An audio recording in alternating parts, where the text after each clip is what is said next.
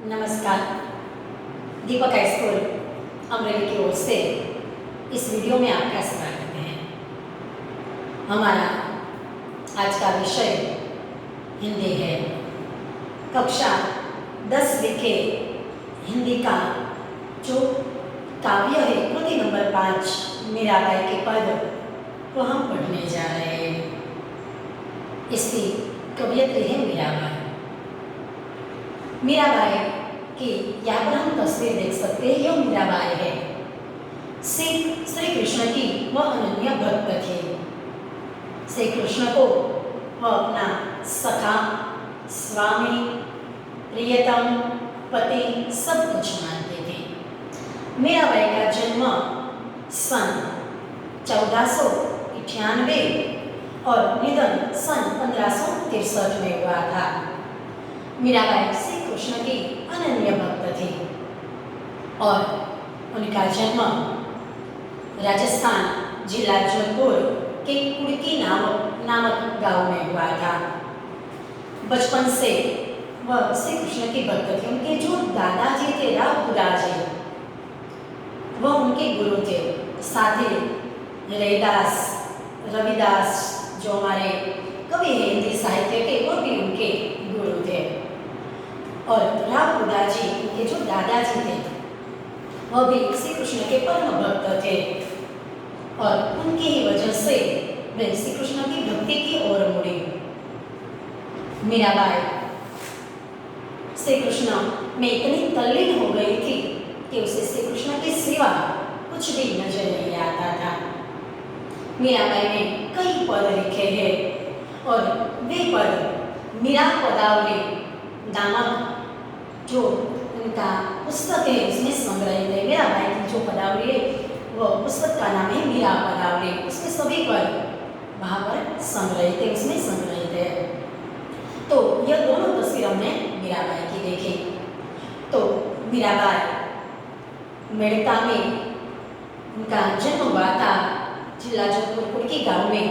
और ऐसा कहा जाता है कि मीराबाई जब छोटी थी तब उनकी माताजी से उसने एक प्रश्न पूछा कि मेरे पति कौन है, क्योंकि गांव में बारात आई थी और बारात में दूल्हा था। उसकी माता से पूछती है मीराबाई कि यह कौन है। तब माता कहती है कि यह हमारे गांव की यह लड़की है, उनका यह दूल्हा है। तो स्वाभाविक मीराबाई बहुत ही छोटी थी और अनायास अपनी माता से प्रश्न पूछ लेती है कि मेरा दूल्हा कौन है। माता को उस वक्त कुछ भी सूझा नहीं और इसीलिए उसने ऐसा कह दिया कि सामने श्री कृष्ण की मूर्ति थी और यह कहा कि यह तुम्हारा दूल्हा है। बस तभी से मीराबाई श्री कृष्ण को अपना प्रियतम, पति, सखा, स्वामी सब कुछ मानती थी। उनके माता के देहावसान के बाद उनके दादाजी अपने साथ मेड़ता ले गए। उनके पिताजी का नाम राव रत्न सिंह राठौर था। श्री कृष्ण की भक्ति की ओर उसके दादाजी की वजह से वह ज्यादा मुड़े। मीराबाई यहाँ पर हम देख सकते हैं कि मीराबाई का जब मीराबाई बड़ी हुई तो उनका विवाह राणा सांगा के ज्येष्ठ पुत्र भोजराज के साथ हुआ। उसको विवाह नहीं करना था, लेकिन जब लड़की बड़ी होती है उनका विवाह करना होता है। उसी कारण उनका विवाह राजा भोजराज से हुआ और भोजराज बहुत ही अच्छे थे, परंतु शादी के विवाह के 7 साल बाद उनका देहावसान हुआ। जब वो अपने ससुराल मीराबाई जाते हैं तो श्री कृष्ण की मूर्ति अपने साथ ले जाती है और पति भी अच्छे थे, इसलिए कभी उसने मना नहीं किया। और मीराबाई श्री कृष्ण की भक्ति में भी बहुत ही तल्लीन हो गई। मीराबाई उनके पति के देहावसान के बाद महारानी थी, फिर भी वह पैर में घुंघरू बांधकर रात दिन श्री कृष्ण की भक्ति में नाचा करती थी। और इसी कारण उनके जो ससुराल वाले थे, उनके दियर और उनकी सास, उसने उसे कुलनाशिक कहा, कुल का नाश करने वाली कहा। वह बहुत ही सांसारिक यातनाओं से मीराबाई बहुत ही परेशान हो गई और इसीलिए अपना ससुराल छोड़कर वे पहले ब्रज चली गई, वृंदावन चली गई और बाद में और वहाँ जीवन के अंतिम समय तक वह बहा रहे। ऐसा कहा जाता है कि मीराबाई को लेने के लिए उनके दियर वहाँ भी पहुँच गए। पहले तो उसने उसे मारने के लिए जहर का प्याला भी भेजा था उनके दियर राणा जी ने, और वह जहर भी वह हंसते हंसते पी गए। बाद में वह ब्रज और द्वारका चली गई। वह भी लेने के लिए उनके दियर वहाँ पहुँच गए। मीराबाई ऐसा कहती है कि मैं थोड़ी देर में श्री कृष्ण के दर्शन करके आती हूँ। जैसे ही वह द्वारका के मंदिर के गर्भगृह में जाती है, अंदर से दरवाजा गर्भगृह के बंद करते हैं। बाद में थोड़ा समय बीत गया, लेकिन मीराबाई बाहर नहीं निकली। जब उसके दियर ने वह दरवाजा तोड़ा तो उसमें मीराबाई उस गर्भगृह में नहीं थी। ऐसा कहा जाता है कि मीराबाई श्री कृष्ण की मूर्ति में समा गई थी। तो ऐसे श्री कृष्ण की अनन्य भक्त जो मीराबाई है, उसके आज हम 3 पद काव्य नहीं लेकिन 3 पद पढ़ने जा रहे हैं। और उस पद में मीराबाई ने पहले पद में हम देखें तो श्री कृष्ण की भक्ति में वो इतनी तल्लीन हो गई थी। पहला पद है, उसकी भक्ति में वो इतनी तल्लीन हो गई थी कि उसने सभी लोक लाज को छोड़कर साधु संतों के साथ बैठकर वह पूरा दिन श्री कृष्ण की भक्ति करते थे। दूसरे पद में देखें तो मीराबाई को अपने सद्गुरु की वजह से, सद्गुरु के कारण उसे जो श्री कृष्ण की भक्ति है, भक्ति रूपी जो अमूल्य रत्न है, वो उसे मिल गया है। और सद्गुरु की वजह से उसने संसार रूपी जो सागर है उसको उसने पार कर लिया है। तो तीसरे पद में हम देखें तो मीराबाई श्री कृष्ण की भक्ति में इतनी तल्लीन हो गई थी कि पूरा दिन पग में घुंघरू बांधकर वह नाचती रहती थी। और श्री कृष्ण की, नारायण की वह किस प्रकार दासी है, अपना दास्य भाव उसने अंतिम पद में व्यक्त किया है। जब हम यह तीनों पद देखेंगे विस्तार पूर्वक उनकी चर्चा करेंगे। तो हम इसका पहला पद लेते हैं। मीराबाई श्री कृष्ण के अनन्य भक्त थी और उनकी जो भाषा थी वह राजस्थानी प्लस गुजराती थी, यानी सरल सहज भाषा थी। और उसने कई पद लिखे हैं, उनमें से 3 पद हमारे याद की। यह पहला पद है। हम आगे बढ़ते हैं हमारे पद की ओर। मेरे तो गिरधर गोपाल दूसरों न कोई। मीराबाई पहले पद में कहती है कि मेरे तो गिरधर गोपाल। गिरधर तो गिरधर का अर्थ होता है गिर यानी गिरी, गिरी का अर्थ होता है पर्वत। धर यानी धारण करना, उठाना, रखना। तो पर्वत को उठाने वाले, पर्वत को अपनी उंगली पर रखने वाले गिरिधर, गिरी को धारण करने वाले। तो यह व्याकरण है गिरधर शब्द। और हिंदी का एक व्याकरण का प्रकार है समास, और उस समास का जो प्रकार है उसमें षष्ठी विभक्ति संबंध तत्पुरुष समास होता है गिरधर। गिरी को मतलब षष्ठी संबंध तत्पुरुष समास। तो गिरधर गोपाल, गोपाल भी व्याकरण है। गोपाल, गो यानी गाय, पाल यानी पालन करने वाला। तो गायों का पालन करने वाला जिसे हम गोपाल कहते हैं। तो दोनों गायों का तो की ऐसे जो शब्द होते हैं उनसे बनता है षष्ठी संबंध तत्पुरुष समास। तो मेरे तो गिरधर गोपाल दूसरा न कोई। मीराबाई कहते हैं कि मेरे इस दुनिया में मेरा कोई भी है तो वह मेरे श्री कृष्ण है, गिरधर है, गोपाल है। उनके सिवा इस दुनिया में मेरा कोई दूसरा नहीं है। दूसरा न कोई साधु सकल लोक जोई। साधु, साधु का अर्थ होता है सज्जन व्यक्ति। हमें संबोधित करते हुए मीराबाई अपने पद में कहती है कि हे सज्जन व्यक्ति, हमें कहते हैं कि सकल लोक जोई। सकल यानी संपूर्ण, लोक जोई, लोक यानी दुनिया, संसार, जोई यानी देखना। तो मैंने संपूर्ण संसार देख लिया। 2 पंक्ति का अर्थ हम करेंगे, पहले दूसरी पंक्ति लेंगे, बाद में पहली पंक्ति। तो कृति नंबर 5 मीरा के पद कवयित्री मीराबाई, जो स्त्री होती है उसे कवयित्री कहा जाता है। और अपने 2 पंक्ति में, पहले पद की 2 पंक्ति में मीराबाई कहती है कि हे सज्जन व्यक्ति, हमें कहती है कि हे सज्जन व्यक्ति, मैंने संपूर्ण संसार देख लिया, मैंने पूरी दुनिया देख ली। और उसी पर से मुझे पता चला कि इस दुनिया में गिरधर के सिवा, गोपाल के सिवा मेरा दूसरा कोई नहीं है। गिरधर बोलो, गोपाल बोलो, मुरलीधर बोलो या कृष्ण बोलो, जो भी बोलिए, तो मीराबाई कहती है कि मैंने पूरी दुनिया देख ली और उसी पर से मुझे पता चला कि इस दुनिया में गिरधर के सिवा, श्री कृष्ण के सिवा मेरा कोई दूसरा नहीं है। तो यह अर्थ हुआ दो पंक्ति का। हम आगे बढ़ते तीसरी और चौथी पंक्ति। भाई छोड़िया बंधु छोड़िया, भाई यानी अपने भाई, बंधु, बंधु का अर्थ होता है मित्र। छोड़िया, छोड़िया मतलब छोड़ देना, गुजराती शब्द है छोड़िया। हमने पहले भी देखा कि मीराबाई की जो भाषा थी वह संस्कृत, राजस्थानी और हिंदी मिश्रित थी। तो भाई छोड़िया, बंधु छोड़िया, छोड़िया सगा सोई, सगा, सगा का अर्थ होता है रिश्तेदार, सगे संबंधी। सोई, सोई उसका अर्थ होता है वह भी। तो मैंने श्री कृष्ण की भक्ति के लिए, मीराबाई कहती है कि मैंने श्री कृष्ण की भक्ति के लिए अपने भाई, अपने मित्र और यहाँ तक कि अपने सारे रिश्तेदारों को छोड़ दिया।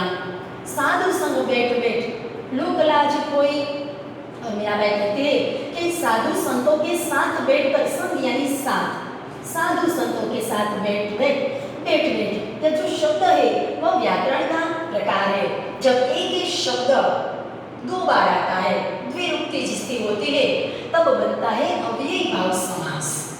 जब एक ही शब्द दूसरी बार आता है, इससे आता है, तब बनता है अव्ययी भाव समास। चार रीत से अव्ययी भाव समास बनता है, उसमें से एक रीत है कि द्विरूपति की।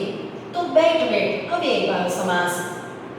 लोक लाज, लोक यानी लोग, सभी लोगों के, लोक लाज यानी लोक की लाज, तो यह भी व्याकरण हुआ और यह समास है।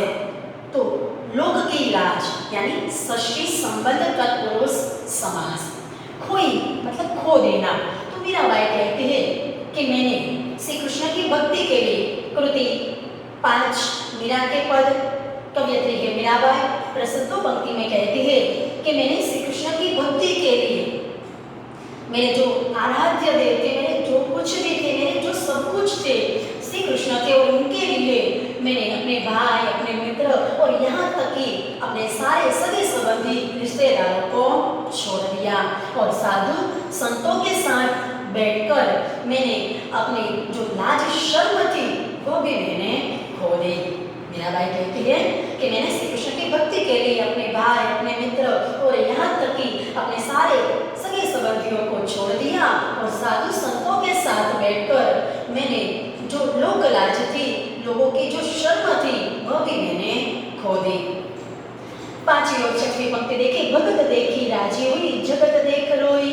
मीराबाई कहती है कि जब मैंने भगत देख राजी हुई, जब मैंने ईश्वर के भक्तों को देखा, सच्चे भक्तों को देखा जो ईश्वर की सच्ची भक्ति करते हैं, तो जब मैंने ईश्वर के भगत, भगत यानी भक्त, जब मैंने ईश्वर के सच्चे भक्तों को देखा कि वे सच्ची भक्ति करते हैं, यह देखा तो मुझे बहुत ही आनंद हुआ। राजी हुई, राजी का अर्थ होता है आनंद हुआ, हर्ष हुआ। तो जब मैंने ईश्वर के भक्तों को देखा तो मुझे बहुत ही आनंद हुआ। जगत देख रोई, जगत यानी जगत के जो झूठे लोग होते हैं, जो झूठी भक्ति करते हैं, पाखंडी होते हैं, उनके बारे में बताया है कि मीराबाई कहती है कि जब मैंने ईश्वर के झूठे भक्तों को देखा जो ईश्वर की झूठी भक्ति करते हैं, तो उसे देखकर मुझे रोई, रोई मतलब रोना आया। तो मीराबाई कहते हैं कि जब मैंने ईश्वर के सच्चे भक्तों को देखा तो मुझे आनंद हुआ, और जब मैंने झूठे भक्तों को देखा इस जगत के, जगत यानी दुनिया, विश्व, संसार, सृष्टि, तो जब मैंने इस दुनिया के झूठे भक्तों को देखा तो मुझे रोना आया। अंशुवन जल सिंच सिंच प्रेम बेली कोई। अंशुवन, अंशुवन आंसू रूपी वन, कर्मधारय समास, जहाँ पर रूपी, ऐसा, जैसा शब्द से विग्रह होता है और समास है अंशुवन, अंशु रूपी वन, कर्मधारय समास। जल मतलब पानी, लेकिन आंसुओं के बारे में बताया है, आंसू रूपी पानी। सिंच सिंच, फिर से दोबारा बैठ बैठ जैसा ही यह शब्द आए, द्विरूपति हुई एक ही शब्द की और इसीलिए बनता है अव्ययी भाव समाज। सिंच सिंच दो बार, एक ही शब्द दो बार आया है और इसीलिए बनता है अव्ययी भाव समास। प्रेम बेली, लता, जिसे गुजराती में हम वेल कहते हैं, वेल।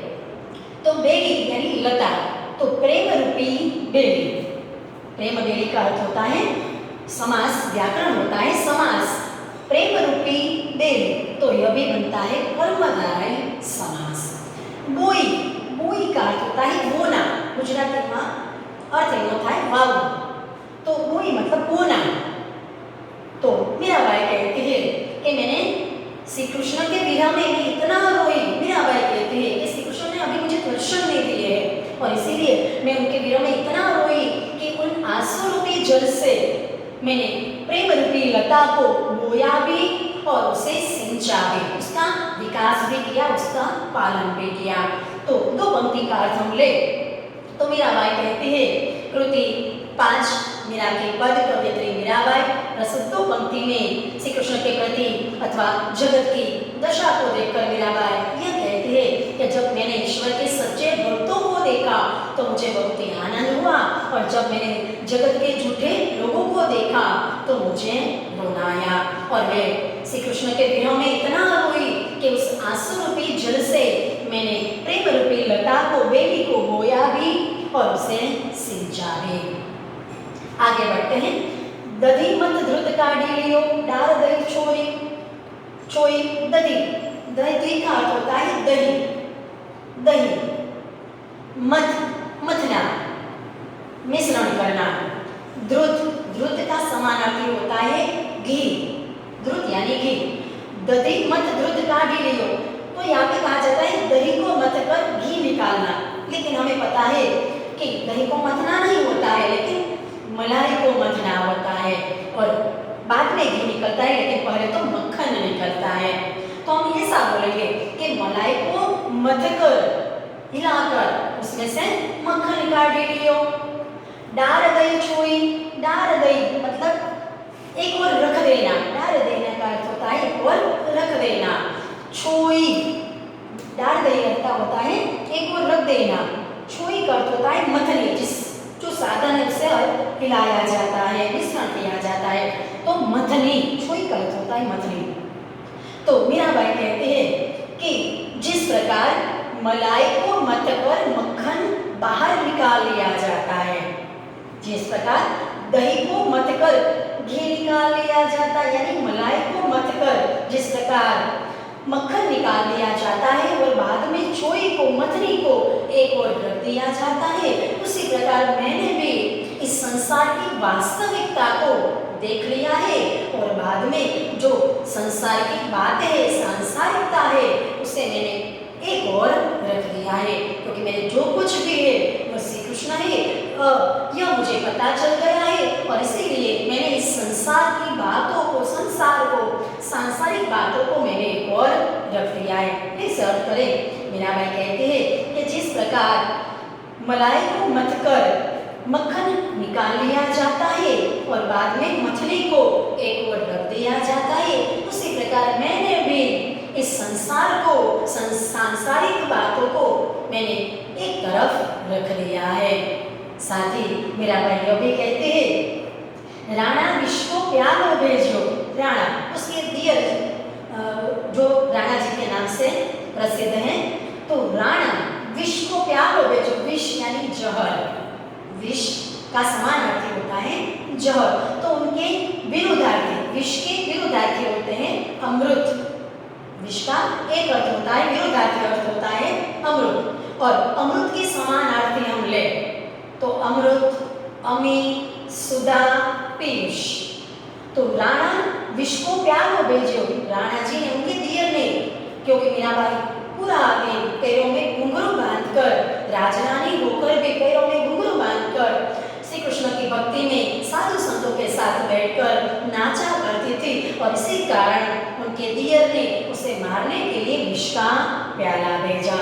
और पिय मगन होई, पी यानी पीकर, मगन, मगन यानी तल्ले, उसमें डूब जाना, हुई यानी हो गई। तो मीराबाई कहती है कि मुझे मारने के लिए मेरे दियर राणा जी ने मुझे विष का प्याला भेजा, और वह विष मैं श्री कृष्ण को याद करते करते पी गई, और वह विष भी अमृत हो गया।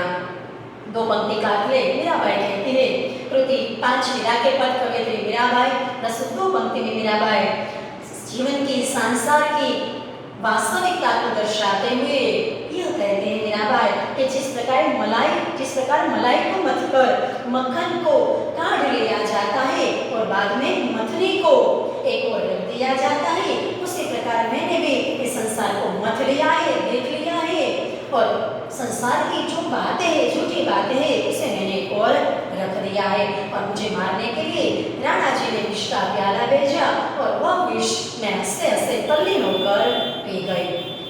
अब आखिरी पहले पद की 2 पंक्ति में अब तो बात फैल गई जाने सब कोई, फैल पड़ी यानी फैल गई जाने सब कोई।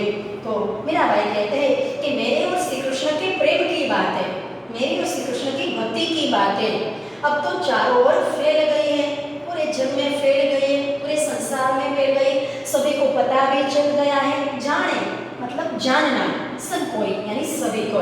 मीराबाई कहती है कि मेरे और श्री कृष्ण की प्रेम की बातें अब चारों ओर दुनिया में फैल गई है, सभी को पता भी लग गया है। मेरा प्रेम लगन लागी होनी होय सो होय। मीराबाई कहती है कि मुझे प्रेम की लगने लगी है, मैं श्री कृष्ण की भक्ति में इतना डूब गई हूँ, मुझे उनकी प्रेम की लगने लगी है और इसीलिए अब तो जो भी होगा वह होगा। तो फिर से अर्थ करें 2 पंक्ति का। मीराबाई कहती है कि अब तो मेरे और श्री कृष्ण पूर्ति नंबर 5 मीरा के पद मीराबाई कहती है, कवयित्री मीराबाई प्रस्तुत पहले पद के आखिरी 2 पंक्ति में यह कहती है कि अब तो मेरे और श्री कृष्ण की जो प्रेम की बातें हैं वह चारों ओर फैल गई है, सभी कोई जान भी चुके हैं और मुझे श्री कृष्ण की इतनी लगने लगी है कि उसके कारण जो भी होगा, जो भी होना होगा वह होगा, जो भी होगा भले ही होगा। और परंतु मैं तो श्री कृष्ण की भक्ति में उनके प्रेम में डूब गई हूँ। तो यहाँ तक हमारा जो पहला पद है वहाँ पर हम रुकते हैं। यह मीराबाई की तस्वीर है। मीराबाई श्री कृष्ण की परम भक्त थी और यहाँ पर हम देख सकते हैं कि छोटी वय में भी श्री कृष्ण की भक्ति की ओर वह मुड़ गई थी। और यहाँ पर मीराबाई के सुप्रसिद्ध जो भजन है उनकी बात यहाँ पर बताई गई है कि किस प्रकार वो श्री कृष्ण की भक्त थी। तो हमारा आज का वीडियो पहले पद तक हम रुकते हैं, आगे दूसरे वीडियो में हमारा दूसरा पद और तीसरा पद लेंगे। यहाँ तक आभार।